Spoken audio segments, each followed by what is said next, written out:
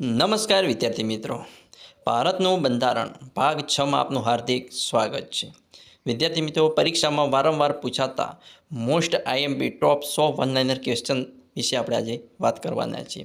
વિદ્યાર્થી મિત્રો, આજે આપણે ભાગ 6 જોવાના છે. આગળના 1 થી 5 ભાગ ના જોયા હોય તો ડિસ્ક્રિપ્શનમાં લિંક આપેલી છે, જે જોઈ લેજો, જેથી કરી બંધારણના પ્રશ્નમાં તમને કોઈ સમસ્યા રહે નહીં. વિદ્યાર્થી મિત્રો, જોઈએ આજનો ભાગ 6. સૂચિના કોઈ વિષય પર સંસદ કેટલા સમય માટે કાયદો બનાવી શકે છે? તો જવાબ છે 1 વર્ષ માટે. રાજ્ય સૂચિના કોઈ વિષય પર સંસદ 1 વર્ષ માટે કાયદો બનાવી શકે છે. ભારતના બંધારણ મુજબ વહીવટનું દ્વિતીય અંગ ખાલી જગ્યા છે.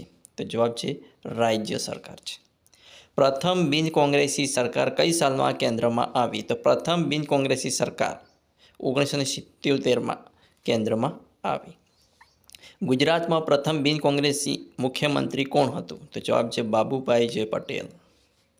ભારતના બંધારણ મુજબ વહીવટનું તૃતીય અંગ કયું છે? તો ભારતના બંધારણ મુજબ વહીવટનું તૃતીય અંગ સ્થાનિક સ્વરાજની સંસ્થાઓ છે. જોયું છે, સ્થાનિક સ્વરાજની સંસ્થાઓ. ગુજરાતમાં પ્રથમ મિશ્ર સરકાર કઈ સાલમાં રચાઈ હતી? તો ગુજરાતમાં પ્રથમ મિશ્ર સરકાર 1990માં રચાઈ હતી. ગુજરાતમાં મિશ્ર સરકાર કયા બે પક્ષ વચ્ચે રચાઈ હતી? તો ગુજરાતમાં મિશ્ર સરકાર જનતા દળ અને ભાજપ વચ્ચે રચાઈ હતી. જનતા દળ અને ભાજપ વચ્ચે રચાઈ હતી. ગુજરાતમાં મિશ્ર સરકારના મુખ્યમંત્રી કોણ હતા? તો ચીમનભાઈ પટેલ હતા. કોણ હતું? ચીમનભાઈ પટેલ. મિશ્ર સરકારના મુખ્યમંત્રી કોણ હતા? ચીમનભાઈ પટેલ. જોઈએ નેક્સ્ટ પ્રશ્ન.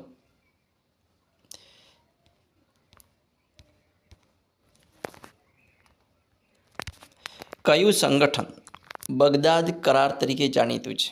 કયું સંગઠન બગદાદ કરાર તરીકે જાણીતું છે? જવાબ છે સેન્ટો. કયું? સેન્ટો. ભારતનું પ્રથમ અંદાજપત્ર કોણે રજૂ કર્યું હતું? ભારતનું પ્રથમ અંદાજપત્ર કે.ટી. ષણમુખમે રજૂ કર્યું હતું. ભારતમાં સૌથી વધારે અંદાજપત્ર કયા નાણાપત્ર રજૂ કર્યા છે? તો મોરારજી દેસાઈએ. ભારતમાં સૌથી વધારે અંદાજપત્ર મોરારજી દેસાઈએ રજૂ કર્યા છે. સ્થાનિક સ્વરાજ્યની સંસ્થાઓને પગભર કરવામાં લોર્ડ ખાલી જગ્યાનું યોગદાન મોખરે હતું. તો સ્થાનિક સ્વરાજ્યની સંસ્થાઓને પગભર કરવા લોર્ડ રિપનનું યોગદાન મોખરે હતું. ઉત્તર પ્રદેશ વિધાનસભાને કેટલી બેઠકો છે? તો ઉત્તર પ્રદેશ વિધાનસભાને 425 બેઠકો છે. રાજ્યના મુખ્યમંત્રી રાષ્ટ્રપતિની ચૂંટણીમાં મત ન આપી શકે જ્યારે તે વિધાનસભામાં ચૂંટાવાનું બાકી હોય તો.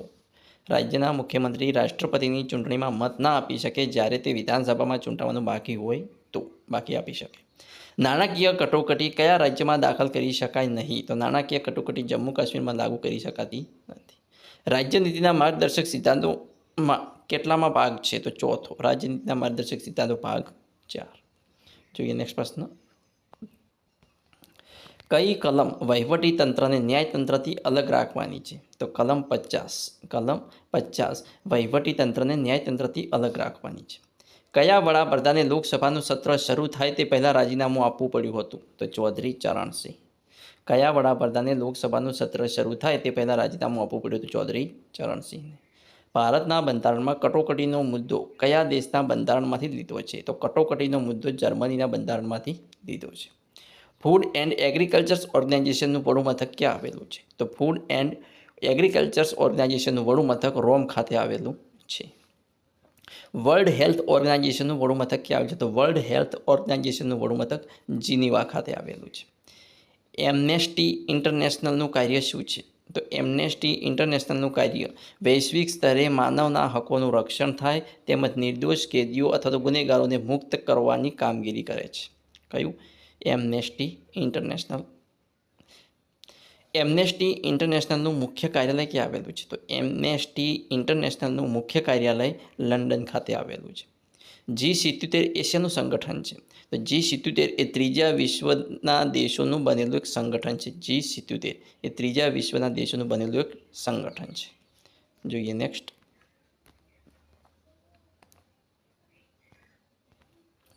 G15 એશિયાનું સંગઠન છે. તો G15 એ વિકસતા જતા દેશોનું બનેલું સંગઠન છે. G15 એ વિકસતા જતા દેશોનું બનેલું સંગઠન છે. ગુનેગારોને સજા માફ કે ઓછી કરાવવાની સત્તા કોને છે? તો ગુનેગારોને સજા માફ કે ઓછી કરાવવાની સત્તા રાષ્ટ્રપતિને છે.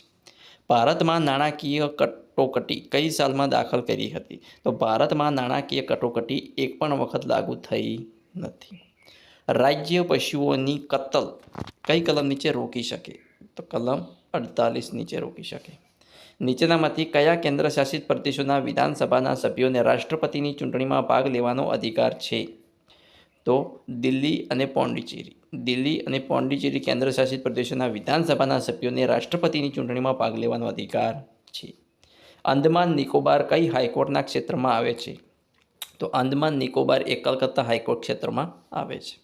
ભારતના પ્રધાનમંત્રી પર સિવિલ અથવા ફોજદારી દાવા સંબંધી કોઈ કેસ ચલાવવો હોય તો કોની મંજૂરી આવશ્યક છે? તો જવાબ છે રાષ્ટ્રપતિની.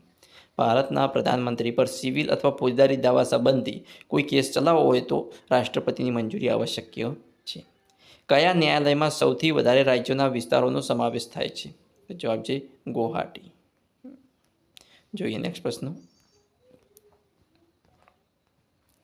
કઈ સમિતિના અહેવાલના આધારે બંધારણમાં મૂળભૂત અધિકારો સમાવાયા છે? તો જવાબ છે સ્વર્ણસિંહ સમિતિ. કઈ સ્વર્ણસિંહ સમિતિના અહેવાલના આધારે બંધારણમાં મૂળભૂત અધિકારો સમાવાયા છે? સંસદીય અધિવેશન વર્ષમાં કેટલી વાર મળે? સંસદીય અધિવેશન વર્ષમાં 2 વાર મળે. દિલ્હી વિધાનસભાના સભ્યોની સંખ્યા કેટલી છે? તો દિલ્હી વિધાનસભાના સભ્યોની સંખ્યા 70 છે. દિલ્હી વિધાનસભાના પ્રથમ મુખ્યમંત્રી કોણ બન્યું હતું? તો દિલ્હી વિધાનસભાના પ્રથમ મુખ્યમંત્રી મદનલાલ ખુરાના બન્યા હતા. કોણ બન્યું હતું? મદનલાલ ખુરાના. ઇન્ટરપોલનું કાર્ય શું છે? તો ઇન્ટરપોલનું કાર્ય છે તો કે આંતરરાષ્ટ્રીય ગુનેગારો, દાણચોરીને પકડવાનું તથા ગુનાહિત અને દેશદ્રોહી પ્રવૃત્તિની માહિતી રાખવાનું કામ છે ઇન્ટરપોલનું. સલામતી સમિતિના કાયમી સભ્યોની સંખ્યા કેટલી છે? તો સલામતી સમિતિના કાયમી સભ્યોની સંખ્યા 5 છે. સલામતી સમિતિમાં કાયમી સભ્યોની સંખ્યા 5 છે. જોઈએ નેક્સ્ટ પ્રશ્ન. કેન્દ્રીય જાહેર સેવા આયોગ કોને ઉદ્દેશીને પોતાનો રિપોર્ટ રજૂ કરે છે? તો કેન્દ્રીય જાહેર સેવા આયોગ રાષ્ટ્રપતિને ઉદ્દેશીને પોતાનો રિપોર્ટ રજૂ કરે છે. વિધાનસભાની બેઠકોની સંખ્યા શેના આધારે નક્કી થાય છે? તો વિધાનસભાની બેઠકોની સંખ્યા વસ્તીના ધોરણના આધારે નક્કી થાય છે. ભારતના કેટલા રાજ્યોમાં વિધાન પરિષદ છે? તો ભારતના 6 રાજ્યોમાં વિધાન પરિષદ છે. કેન્દ્રના મંત્રીશ્રીઓને ખાતાની ફાળવણી કોણ કરે છે? તો જવાબ છે વડાપ્રધાન. કેન્દ્રના મંત્રીશ્રીઓને ખાતાની ફાળવણી વડાપ્રધાન કરે છે. કોઈ પણ એક અથવા વધારે રાજ્યોમાં ગવર્નર પોતાનો હોદ્દો ભોગવી શકે છે? તો કે હા, કોઈ પણ એક અથવા તો દરેક વધારે રાજ્યોમાં પણ ગવર્નર પોતાનો હોદ્દો ભોગવી શકે છે. સંયુક્ત રાષ્ટ્રોના બધા સભ્ય રાષ્ટ્રોની બનેલી સમિતિ કઈ છે? સંયુક્ત રાષ્ટ્રોના બધા સભ્ય રાષ્ટ્રોની બનેલી સમિતિ કઈ છે? તો જવાબ છે સામાન્ય સભા. બંધારણના કેટલામાં સુધારા દ્વારા શિક્ષણનો સમાવેશ સમવર્તી સૂચિમાં કરવામાં આવ્યો છે? તો જવાબ છે 42મો બંધારણીય સુધારો. 42મા બંધારણીય સુધારામાં શિક્ષણનો સમાવેશ સમવર્તી સૂચિમાં કરવામાં આવ્યો છે. યુએનના પ્રથમ મહામંત્રી કોણ હતા? તો જવાબ છે ટ્રિંગવેલી. કોણ હતા? ટ્રિંગવેલી. યુએનના પ્રથમ મહામંત્રી કોણ હતા? ટ્રિંગવેલી. જોઈએ નેક્સ્ટ પ્રશ્ન. એશિયાના કયા દેશના નાગરિક યુએનઓમાં મહામંત્રી બન્યા હતા? તો મ્યાનમાર. શું જવાબ છે? મ્યાનમાર. એશિયાના મ્યાનમારના નાગરિક યુએનઓમાં મહામંત્રી બન્યા હતા. એશિયાની કઈ વ્યક્તિ સંયુક્ત રાષ્ટ્રસંઘના મહામંત્રી બની હતી? તો એશિયાની યુથાન્ટ નામનો વ્યક્તિ રાષ્ટ્રસંઘના મહામંત્રી બની હતી. કયા જૂથની ભાષાઓ સંયુક્ત રાષ્ટ્રોની અધિકૃત ભાષાઓ છે? તો અરેબિક, ચાઇનીઝ, અંગ્રેજી, ફ્રેન્ચ, રશિયન અને સ્પેનિશ. આ ભાષાઓ સંયુક્ત રાષ્ટ્રની અધિકૃત ભાષાઓ છે. કઈ? અરેબિક, ચાઇનીઝ, અંગ્રેજી, ફ્રેન્ચ, રશિયન અને સ્પેનિશ. પ્રવર સમિતિ કોની બનેલી છે? તો સંસદના બંને ગૃહના નિષ્ણાત સભ્યોની બનેલી છે. પ્રવર સમિતિ સંસદના બંને ગૃહના નિષ્ણાત સભ્યોની બનેલી છે. સરકાર દ્વારા થતા ખર્ચ પર નિયંત્રણ રાખવાની આખરી જવાબદારી કોની છે? તો સરકાર દ્વારા થતા ખર્ચ પર નિયંત્રણ રાખવાની આખરી જવાબદારી વડાપ્રધાનની છે. રાષ્ટ્રપતિ લોકસભા બરખાસ્ત ક્યારે કરે છે? તો તો રાષ્ટ્રપતિ લોકસભા બરખાસ્ત ક્યારે કરે છે? સત્તાધારી પક્ષ બહુમતી ગુમાવી દે તો, દેશમાં અંધાધૂંધી સર્જાય તો, બાહ્ય આક્રમણ વખતે દેશની પરિસ્થિતિ ખૂબ જ તંગી હોય તો રાષ્ટ્રપતિ લોકસભા બરખાસ્ત કરે છે. જોઈએ નેક્સ્ટ પ્રશ્ન. કોણ કેન્દ્ર અને રાજ્ય વચ્ચે નાણાંની ફાળવણી કરે છે? તો જવાબ છે નાણાં પંચ. નાણાં પંચ કેન્દ્ર અને રાજ્ય વચ્ચે નાણાંની ફાળવણી કરે છે. માર્ચ 1994માં સર્વોચ્ચ ન્યાયાલયના એક મહત્વપૂર્ણ નિર્ણય પ્રમાણે કોઈ રાજ્યમાં કલમ 356 અનુસાર કટોકટી લાદવાના સંબંધમાં નીચેનામાંથી કયું સાચું છે? તો રાજ્યપાલના લેખિત રિપોર્ટ વગર રાષ્ટ્રપતિ શાસન નહીં.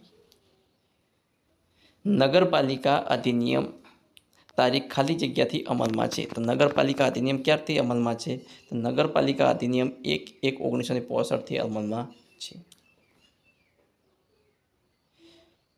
બંધારણ ક 370 વડે જમ્મુ કાશ્મીર તેના રાજ્યમાં શું કરી શકે છે? કે પોતાનું સંવિધાન બનાવીને શાસન ચલાવી શકે છે. જે આ બંધારણ રદ કરી દેવામાં આવે છે. બંધારણની કલમ 370 એ રદ કરી દેવામાં આવી છે. સલામતી સમિતિના 10 બિનકાયમી સભ્યોની ચૂંટણી સામાન્ય સભા કેટલા વર્ષ માટે કરે છે? તો જવાબ છે 2 વર્ષ માટે. સલામતી સમિતિના 10 બિનકાયમી સભ્યોની ચૂંટણી સામાન્ય સભા 2 વર્ષ માટે કરે છે. બંધારણના સભ્યો બનવા માટેની કઈ પદ્ધતિ છે? તો જુદા જુદા પ્રદેશોની ધારાસભાના સભ્યો. જુદા જુદા પ્રદેશોની ધારાસભાઓના સભ્યો. જોઈએ નેક્સ્ટ પ્રશ્ન.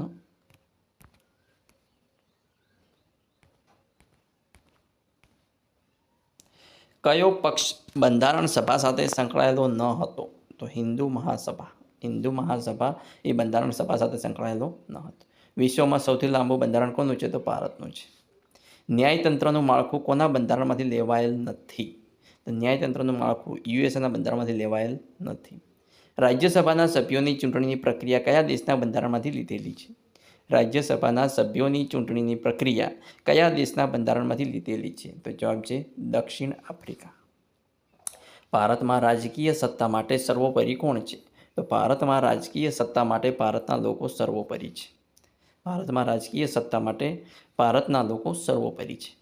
ભારત એક બિનસાંપ્રદાયિક રાષ્ટ્ર છે. એટલે રાષ્ટ્ર કોઈ ધર્મ નથી. ભારતમાં ન્યાયતંત્ર કોની નીચે છે? તો ભારતમાં ન્યાયતંત્ર એ સ્વતંત્ર છે. કયો ભાગ બંધારણનો આત્મા ગણાય છે? તો આમુખ એ બંધારણનો આત્મા ગણાય છે. ઉપરાષ્ટ્રપતિની ચૂંટણીના વિવાદ અંગે કોઈ નિર્ણય આપે છે? ઉપરાષ્ટ્રપતિની ચૂંટણીના વિવાદ અંગે કોણ નિર્ણય આપે છે? તો ઉચ્ચ ન્યાયાલય નિર્ણય આપે છે. રાષ્ટ્રપતિ કોની ભલામણથી રાજકીય કટોકટી જાહેર કરી શકે છે? તો રાષ્ટ્રપતિ કેન્દ્રીય મંત્રીમંડળની ભલામણથી રાજકીય કટોકટી જાહેર કરી શકે છે. જોઈએ નેક્સ્ટ પ્રશ્ન. બંધારણીય રીતે રાજ્ય મંત્રીમંડળના સભ્યો કયા સુધી મંત્રીમંડળમાં રહી શકે છે? તો સંસદ ઈચ્છે ત્યાં સુધી જ રહી શકે છે. બંધારણીય રીતે રાજ્ય મંત્રીમંડળના સભ્યો સંસદ ઈચ્છે ત્યાં સુધી જ મંત્રીમંડળમાં રહી શકે છે. મંત્રીમંડળ વાસ્તવિક રીતે ક્યાં સુધી ચાલુ રહે છે? તો લોકસભાને વિશ્વાસ હોય ત્યાં સુધી. મંત્રીમંડળ વાસ્તવિક રીતે ક્યાં સુધી ચાલુ રહે છે? લોકસભાને વિશ્વાસ હોય ત્યાં સુધી. સંયુક્ત રાષ્ટ્રસંઘના હાલના મહામંત્રી કોણ છે? તો સંયુક્ત રાષ્ટ્રસંઘના હાલના મહામંત્રી કેફી અન્નાન છે. કોણ છે? કેફી અન્નાન. મંત્રીમંડળ બરખાસ્ત કેવી રીતે થાય છે? તો લોકસભાની અવિશ્વાસની દરખાસ્તથી મંત્રીમંડળ બરખાસ્ત થાય છે. મંત્રીમંડળ બરખાસ્ત થાય છે. વિદ્યાર્થી મિત્રો, આવા નેક્સ્ટ પ્રશ્નો જોવા મારી ચેનલને સબસ્ક્રાઈબ કરવાનું અને તમારા મિત્રો સાથે લિંક શેર કરવાનું ના ભૂલતા. Thanks for watching my video.